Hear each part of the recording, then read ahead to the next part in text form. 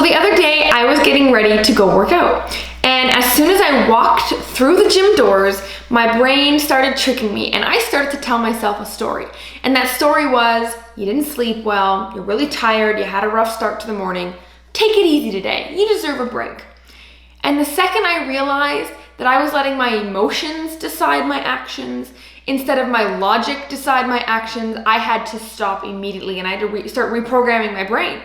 Because if I let my emotions decide what I was gonna do, I only feel good 50% of the time, so I'm only gonna work on my goals 50% of the time. And you're not gonna get anywhere if you only put 50% effort in. And so you have to realize that if you say you're gonna do something, you have to do it. You have to be a woman of your word, because every time you say something and you don't follow through on the thing that you said you were gonna do and you promised yourself you were gonna do, and you said that this is the time I'm actually gonna do it, every time you don't follow through, you are chipping away at your self-confidence, your self-worth, and your self-respect. And then you start to lose faith in yourself. You don't believe that you can actually do it because history has said differently. So only say you're gonna do something if you know that you can 100% commit to it and it is realistic for you to do this time around.